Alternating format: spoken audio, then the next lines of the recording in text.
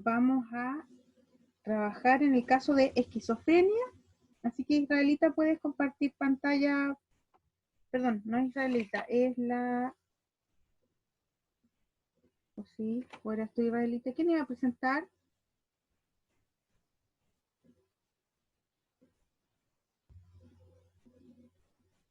¿Quién presenta? Las tres vamos a Profe, presentar.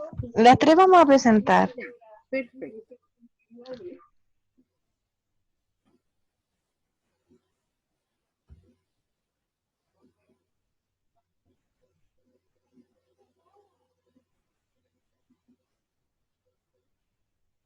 ¿Están quién actualmente? Mire, yo lo hice en febrero. ¿Y era por cuánto tiempo? Era por 60 días, pero la Ya, profe, a nosotros como grupo nos tocó disertar sobre la esquizofrenia. En nuestro caso clínico se trata de un chico de 18 años que es traído a la consulta del psiquiatra porque los últimos meses lo encuentran menos comunicado y como encerrado en sí mismo. Todo parece darle igual y no importarle nada. Presenta escasa respuesta emocional frente a estímulos afectivos y una pérdida de iniciativa y vitalidad. Sus padres dicen que este entorno hace alrededor de 2 años cuando suspendió tercero de BUP y ya no continuó estudiando. Desde entonces no ha realizado ningún tipo de actividad y ha dejado los estudios. Intentó estudiar idiomas, pero lo dejó por no poder conectarse. El trastorno ha ido progresando, llevándose a una vida muy limitada. No se relaciona con amigos y pasa la mayor parte del tiempo en su habitación escuchando música o no haciendo nada. Cuando se le pregunta por su comportamiento, dice que así está bien, sin dar más explicaciones convincentes. En ocasiones hace referencia a que se siente diferente a los demás y dice oír una voz que quiere hacerle daño. También cree que los demás lo rechazan, pero no da argumentos de peso para esto. Ay, profe, disculpe.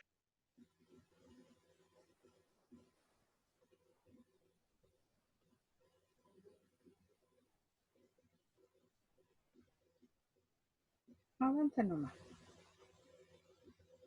Ya. ¿Qué es la esquizofrenia? La esquizofrenia es un tipo de trastorno psicótico.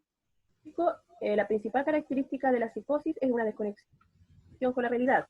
Las características de la psicosis es una desconexión de la realidad, de forma que el juicio de esta se encuentra distorsionado debido a diferentes factores como las alteraciones del pensamiento y de la percepción. Siguiente.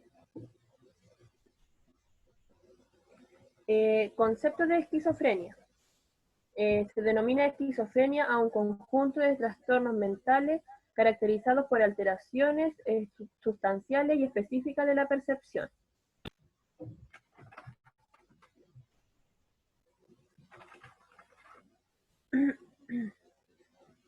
Causas de la esquizofrenia. Aún no se conocen con exactitud cuáles son las causas de la esquizofrenia. Sin embargo, diversas investigaciones apuntan cada vez más a una conjunción de factores, el tal genético y los ambientales, que al interactuar podría causar la enfermedad.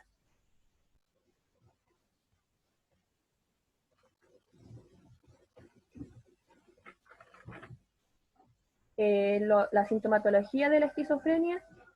Los síntomas de la esquizofrenia se dividen en dos grandes grupos, los positivos y los negativos. Siguiente. En los positivos tenemos las alucinaciones, ideas delirantes, trastorno del pensamiento, trastorno de la autopercepción.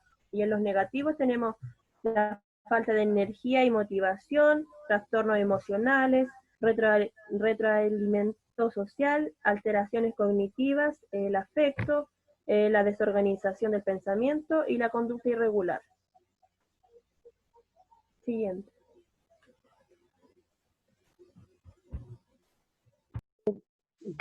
tipos de esquizofrenia. Aquí podemos encontrar la esquizofrenia paranoidea. Este tipo de esquizofrenia es la más frecuente, que se caracteriza por tener ideas delirantes, alucinaciones auditivas. Esquizofrenia catatónica. Externamente se caracteriza por una falta de movimiento y expresión en el paciente. Puede permanecer inmóvil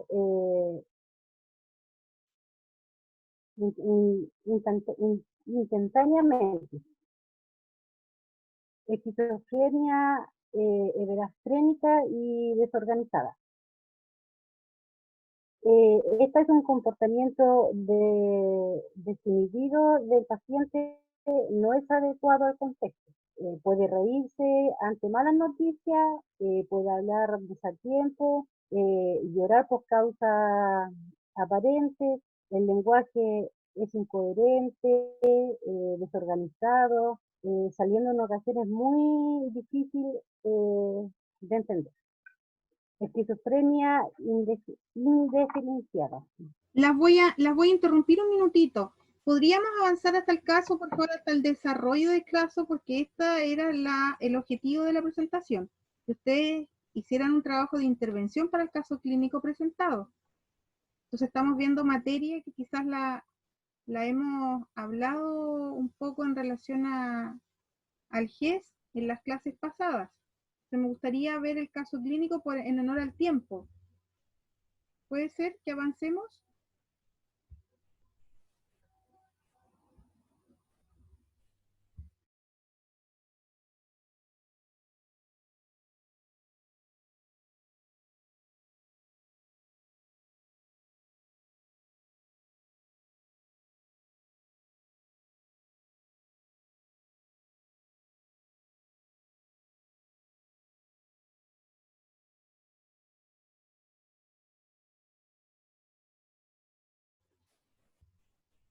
Puedes ir avanzando las láminas.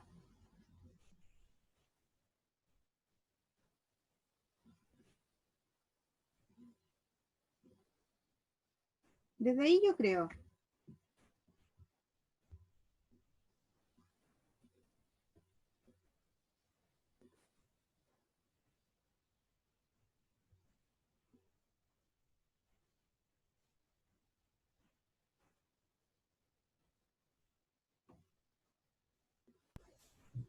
¿Seguimos disertando, profe? Sí, por eso te digo, yo quería ver cuál es la intervención que ustedes hicieron para el caso, cuál es la detección de las necesidades del caso y cuál es la intervención que ustedes decidieron como equipo para esta persona.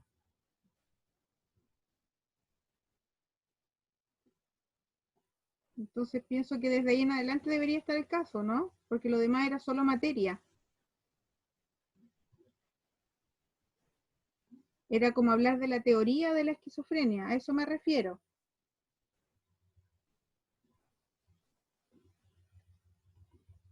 ¿A quién le toca esa lámina? La lámina anterior.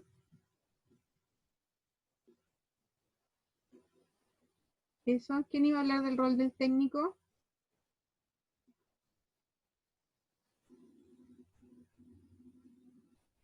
Yo voy a hablar, profe. Dejó de compartir pantalla.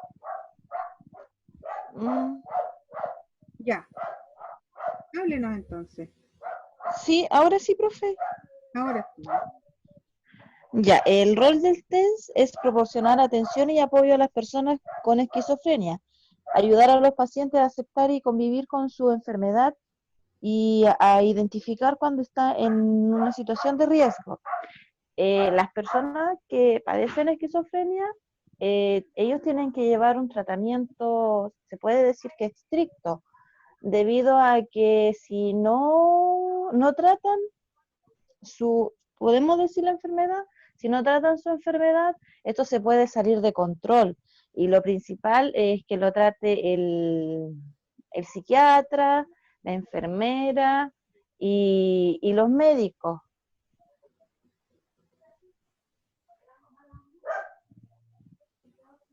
Y bueno, nuestra conclusión era que la esquizofrenia no solo deteriora las facultades afectivas como cognitivas del paciente, sino también es una enfermedad que involucra todo su entorno familiar del paciente, debido a que, como salía en el caso clínico, que el paciente se encierra y muchas veces las personas con esquizofrenia son agresivas. Por eso ellos tienen que tomar sus medicamentos a su hora, para así no poder tener problemas ni tampoco hacer daño a la comunidad, porque si ellos no toman sus medicamentos, ellos se descontrolan. Y por eso igual es muy importante el rol aquí de la familia, que ellos tengan siempre el apoyo de su familia y que estén siempre con ellos y a la vez asistan con ellos a sus controles y le vayan por ejemplo, al psiquiatra, vayan como dándole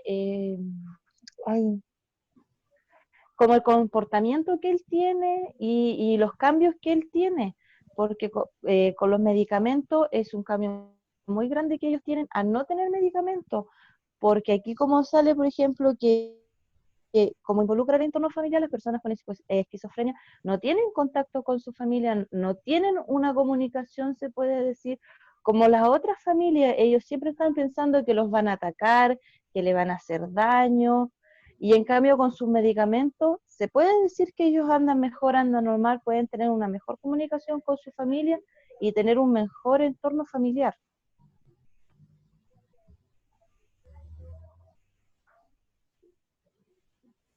Deje de compartir pantalla entonces. Sí, profesora. Ya. Chiquilla, aquí faltó desarrollar el caso clínico. Si somos transparentes, ¿cierto? Nos dimos cuenta de que aquí hay teoría de la patología, que está buena, pero no hubo desarrollo del caso en particular que se les presentó a ustedes. Ya ahí ese caso hay que leerlo, detectar las necesidades del paciente en relación a la patología y después detectar las necesidades en relación a las necesidades humanas. Hay que usar un plan de intervención integral desde la salud mental y desde la enfermería para este paciente. Así es que faltó cumplir el objetivo. Yo las invito a desarrollarlo porque tiene que ser así. Esas eran las reglas del juego, ¿ya? Necesito su presentación ahora al correo, por favor. Ya. Seguimos entonces con el grupo de distimia. Jocelyn Arriagada, por favor.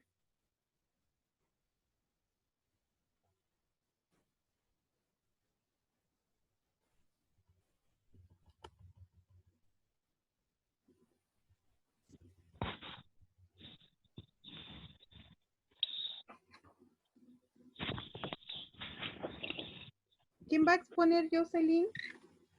Yo, profesora, buenas tardes. Buenas tardes. Y somos 3 que vamos a exponer. Ah, bien.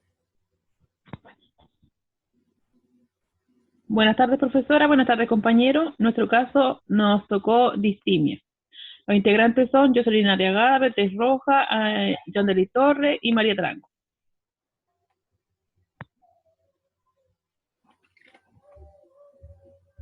Caso clínico. Manuel, empleado de correos de 45 años de edad, derivado por su médico de cabecera a psiquiatra, afirma haberse sentido constantemente deprimido desde la escuela. Solo recuerda haber tenido 2 días de ánimo normal. A su depresión se le acompaña su falta de interés por casi todas las actividades, problemas de concentración, sentimientos de incapacidad, pesimismo y resentimiento. Solo se encuentra mejor cuando está solo en casa viendo la televisión o escuchando música. De su infancia era un niño tímido y vergonzoso y se sentía abrumado en situaciones sociales como las fiestas de cumpleaños o las reuniones escolares, donde se quedaba en blanco sin saber qué decir. Siempre fue de pocos amigos y le aterrorizaban las citas con niñas. A pesar de sus buenas notas, no terminó la universidad. Lo agobiaban tener que relacionarse con gente. Posteriormente consiguió un empleo en correos en el turno de transporte nocturno, en el que se sentía cómodo por no tener que tratar con mucha gente. Nunca ha presentado crisis de angustia ni preocupaciones persistentes y solo se pone ansioso cuando anticipa nuevas situaciones donde tiene que contactar con gente desconocida. Su psiquiatra le diagnostica dos problemas, el más actual, una distimia, y el otro relacionado con su funcionamiento social y personalidad. Los datos importantes.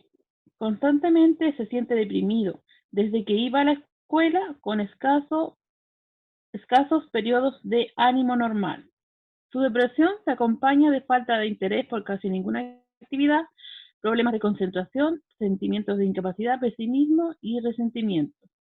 Lo agobia relacionarse con gente, por ende busca aislarse de todo. Desde su niñez es un niño tímido y vergonzoso. Ya, a esos ejemplos le podemos decir que la distimia es un trastorno emocional caracterizado por la presencia de al menos durante 2 años. Este estado es un estado depresivo de forma continua, con escasos periodos de estabilidad emocional. Como bien me dijo mi compañera, estos pacientes tienden a la disminución de actividades, insomnio, sentimiento de inferioridad o desconfianza en sí mismo, dificultad para concentrarse y pérdida de interés o satisfacción por las actividades placenteras. Siguiente. Los posibles factores que nosotros pensamos que pueden haber detonado esta enfermedad es el poco apoyo familiar, la soledad y la pérdida de un ser querido. ¿Por qué pensamos eso? Porque este paciente no dijo que sí tenía, lo acompañaba la familia, o esta enfermedad se dio desde muy pequeño y nunca tuvo un control. Siguiente.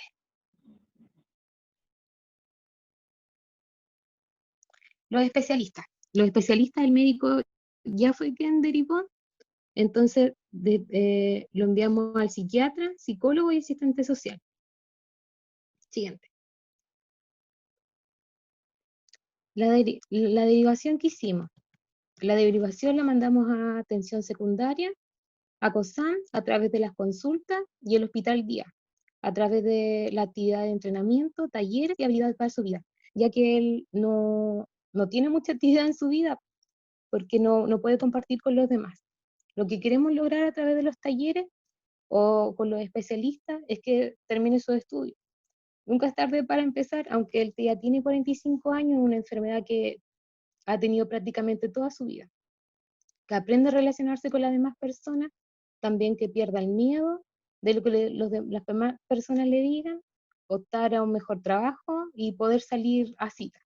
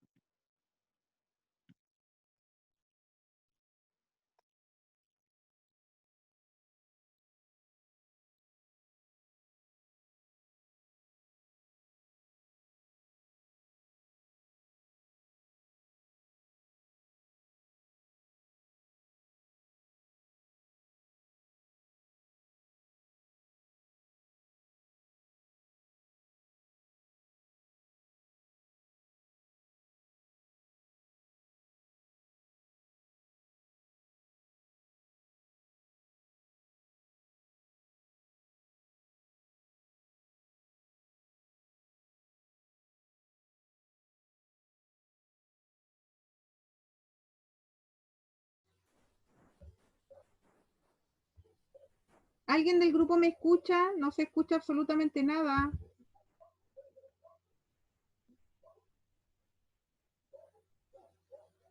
Profe, a usted la escucho, pero las compañeras no. Sí, Dylan, por eso le estoy hablando. ¿Jocelyn me escucha? ¿O Yandeli?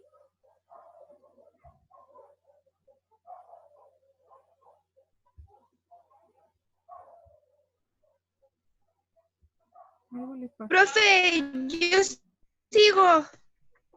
Ya. ¿Me escucha? Sí. ¿Quién es la persona que está hablando? ¿Beatriz?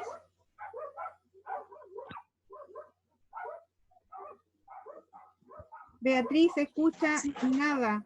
No sé si alguien más de tu equipo puede continuar. Acá, profe. Ya. Mi compañera ya lo había leído, pero dice lo que se desea lograr es que termine su estudio, que aprenda a relacionarse con las demás personas, también que pierda el miedo de lo que las personas digan, optar por un mejor trabajo, poder salir a citas. Ya. ¿Quién está con la presentación? Que el avance. La Yendeli, pero parece que se nos fueron. Ahora sí, ya. Va a seguir. Sigue nomás María. Salva tu grupo. Ya, profe, como conclusión, don Manuel fue derivado a especialista para tratar su depresión y distimia, problemas que desde niño lo aquejan. Este tratamiento se lleva a través de COSAM, apoyándolo mediante consultas para ayudarlo con los fármacos necesarios. En cuanto al hospital de día, lo ayudará mediante talleres, ejecución, donde pueda relacionarse con los demás y desarrollar una personalidad que a él lo identifique con el fin de llevar una vida cotidiana que lo fomente a tener una calidad de vida dentro de los estándares de las necesidades humanas. Gracias. Gracias a ti. Fuiste la salvadora del grupo, María. Sí, profe. Ya, entonces vamos a dejar de compartir. No sé quién estaba compartiendo. Ahí sí. Bueno, no sé, algo le pasó a las chiquillas que estaban disertando. Seguramente, no sé si se les apagó el celular. Ya. Pero se me salió a mi profesora. Ya. Ya, pero salvamos el momento y logramos llegar hasta el final con la María y que terminó de disertar. Es un caso bastante poco habitual, ¿eh? Estas distimias también pertenecen, por supuesto, al grupo de los trastornos del ánimo, pero esto viene desde niño. Fue un niño tímido, dice ahí este caballero, fue una persona poco sociable, tanto así que podría haberse detectado con una fobia social. Así que aquí es excelente la estrategia de dejarlo en el hospital de día, porque eso le va a permitir de una manera que para él no va a ser fácil al principio, ¿eh? Tener que socializar a la fuerza, aprendiendo lo que es este proceso de la socialización con el apoyo de un equipo terapéutico. Nosotros tuvimos un paciente con fobia social, que era por supuesto mucho más joven que este caso, pero también lo mismo, siempre había estado recluido en su casa, en el campo, no había tenido ninguna posibilidad de hacer amigos durante su infancia, en el colegio tenía muchos problemas, así es que no había seguido avanzando en la educación básica, había llegado hasta cuarto básico nada más, en una era donde todo el mundo logra el cuarto medio, ¿cierto? Con o sin dificultades, pero lo logra. Tuvimos que hospitalizar a este chiquillo porque estaba dejando de hablar. Así es que recuerdo que tenía algo más de 25 años y lo ingresamos al hospital de día. Estuvo los 120 días con nosotros, días saltados algunos, porque había que ir a buscar al campo y logró superar mucho en estos 120 días esta timidez. Así es que bien también que hayan tratado de buscar la causa de este cuadro, hay que hacer una historia, ¿cierto?, con la ayuda de la familia en este caso, porque el paciente al ser tímido va a hacer poco el aporte de manera verbal, un relato pobre, ¿cierto?, buscando los motivos por los cuales vivió esto. Y hay que ahondar para atrás, con los padres ojalá, pero si no hay papá a esta altura, con los hermanos, ¿ya? Desde su nacimiento, el desarrollo de la infancia, algunos traumas que haya vivido, algunos abusos quizás también de niños, y todas esas cosas son material importantísimo para trabajarlo con el psicólogo en el equipo del hospital de día, por supuesto. Así que buen trabajo y el desarrollo del caso es suficiente. Gracias. Entonces seguimos con el último caso del día de hoy, que va a ser ciclotimia. Margaret Márquez, por favor. Y ya me voy a referir a los otros casos. Yo, profe. Yo voy a Ya, compartir. comparta pantalla entonces.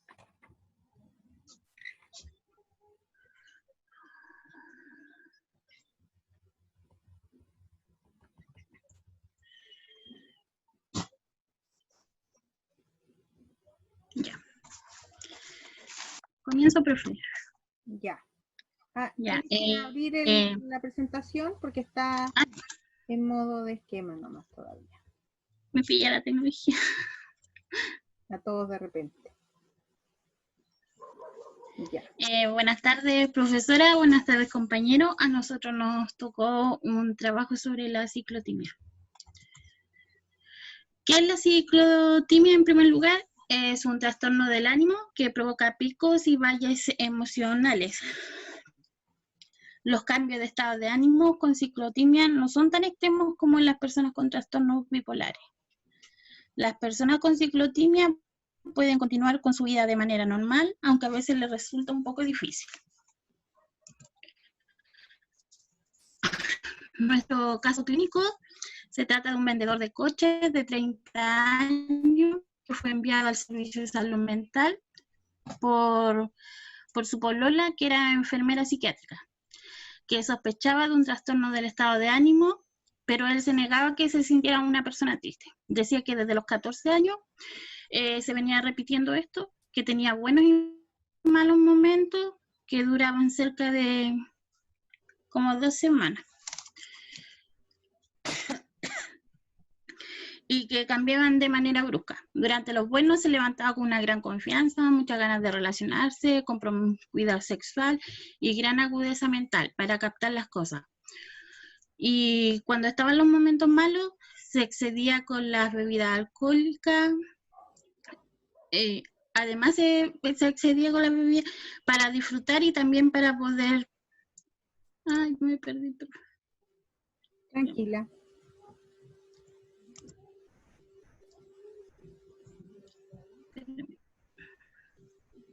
Ay, sí. Ya.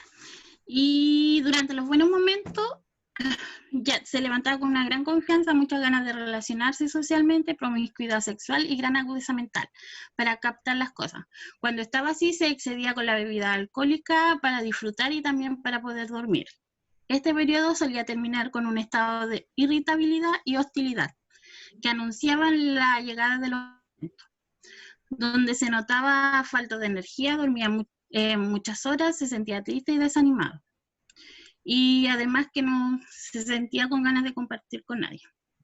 En el colegio ya había tenido periodos de malas y buenas notas de manera alternativa, por lo que se le calificó como un buen estudiante, pero con una motivación inestable.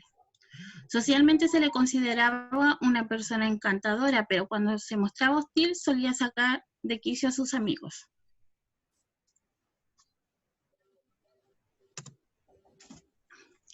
¿Qué hallazgos patológicos encontramos? Encontramos los depresivos, que el paciente tenía falta de energía, dormía mucho, estaba triste, desanimado y se aislaba. Y en los estados hipomaníacos, que se levantaba con gran confianza, tiene ganas de relacionarse, tiene promiscuidad sexual, tiene una gran agudeza, se excede con las bebidas alcohólicas y no duerme y aparte es hostil e irritable. ¿Qué hallazgo encontramos de la enfermedad? Nos dimos cuenta que su novia fue la que se dio cuenta de esto porque por los diferentes cambios de ánimos que tenía él. Y además que eran repetitivos y le costaba adaptar las cosas. Como esta enfermedad comienza en la adolescencia, se tiende a confundir con esto, como en la adolescencia los adolescentes tienen demasiados cambios, se tiende a confundir con la enfermedad. En la intervención del caso lo derivamos al Servicio de Salud Mental, al COSAM, para que lo evalúe un psiquiatra. Lo dejamos hospitalizado en un hospital de día para su trastorno, para tratar su trastorno. El psicólogo le hará psicoterapia individual y grupal. La asistente lo ayudará con sus cosas de la vida diaria, ya que Es una persona que a rato es depresiva y otra vez es maníaco, no sabemos cómo se está cuidando en su alimentación, su higiene personal, etc. Además, el TENS y el enfermero ayudarán con talleres de prevención y promoción de su salud al paciente y a su familia. Y eso sería, profe. Ya. Faltó la conclusión ahí, ¿ya? Ya, bueno, dos alcances. La patología que ustedes presentan es un tipo de trastorno bipolar y es el que tiene mejor pronóstico, porque si ustedes se dan cuenta son por periodos breves de tiempo, pero por eso mismo, dada la edad de inicio, que más encima también es la adultez inicial o la adolescencia tardía, se confunde, como tú dijiste, Susana, con estos cambios de comportamiento, de emociones de los adolescentes. Así es que fue difícil seguramente en una primera instancia haberlo pesquisado como tal, pero qué bueno que su pareja se dio cuenta que tenía muchos cambios que eran cíclicos, ¿verdad? Cíclicos, porque pasaba de estos pocos días hipomaníaco, y así muy feliz, y después pocos días con síntomas de depresión, donde no estaba para nada y estaba aislado, etc. Es una patología el trastorno bipolar crónica, por lo tanto este tipo de trastorno bipolar va a ser crónico también, ¿ya? No es que exista una cura para la ciclotimia, pero tiene mejor pronóstico que el resto porque dura menos y no son tan intensos los síntomas.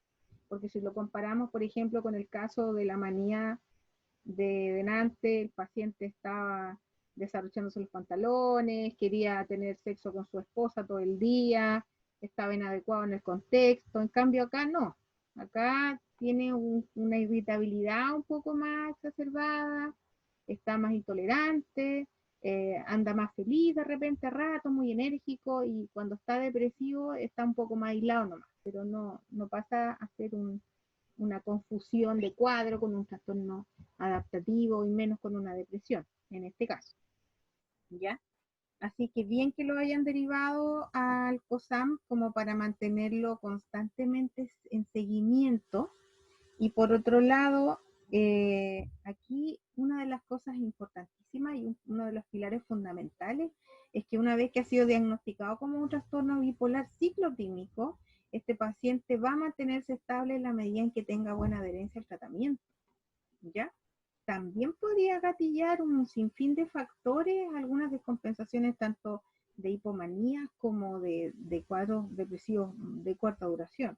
Entonces hay que conocer a este paciente, saber que el fármaco es uno de los pilares fundamentales, tanto para él como para su familia, y enseñarle a la familia a reconocer estos síntomas de descompensación, porque como son muy sublimes, a veces la gente que vive con la persona piensa que no, algo le pasó, no lo pesquen, se le va a pasar solo, porque él es así, de repente él es raro, y después se le pasa, después un día amanece contento, ¿ya? Y por ahí pasa un poco esta confusión del estigma cuando nosotros conocemos a algunos pacientes que tienen cambios de humor drásticos así de un día para otro y se les categoriza malamente como los bipolares, ¿ya? Lo que uno popularmente maldice, ¿cierto? De la gente con la cual uno se rodea, ¿ya? Para que les quede un poco más claro eso.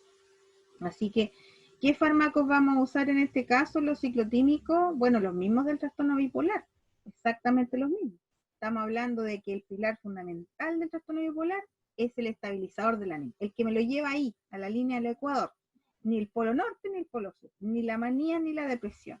Lo lleva a la línea del Ecuador, es decir, a la normalidad del ánimo, a dejarlo eutímico, ese es el término técnico en salud mental. Y eso, de primera línea tenemos el litio, ¿cierto? Que lo hablamos en clase, y por otro lado, para algunos pacientes que tienen problemas renales o que tienen ya edades avanzadas, pasados los 65 años, podemos usar el ácido valproico, ya que es una de las líneas también de tratamiento de estabilizadores del ánimo. Si está maníaco, van a ser antimaniacales. Si está depresivo, van a ser antidepresivos. Pero siempre la política es llevar al paciente, ¿cierto?, a la eutimia, ¿sí? Para que lo tengan un poco más así como clarito. Bueno, pues, no los quiero cansar más, estamos bastante pasaditos en minutos, así es que el grupo de Gisette Aburto y el grupo de María José Opaso, que tenían que disertar hoy día sobre la hipomanía, solamente les voy a pedir que me envíen la presentación a mi correo el día de hoy, pero necesito que alguien que iba a disertar haga un audio y ese audio me lo pueda enviar también por correo. Entonces yo después puedo evaluar las dos cosas, la disertación en audio y el PPT en el correo de inmediato para yo saber que cuento con eso. De ahí que no fue algo que ustedes después confeccionaron. ¿Sí? ¿Me escuchan los dos grupos, verdad? ¿Están de acuerdo por el honor al tiempo? Sí, profe, no hay problema. Así es que, bueno, pero para ahondar un poquito más, y antes de que cerremos el tema de las presentaciones, yo los quiero felicitar, se nota que hubo un esfuerzo, sé que hay problemas de repente para juntarse, sé que tienen problemas de cobertura, no todos tienen la misma red de Wi-Fi, ¿cierto?, que los demás.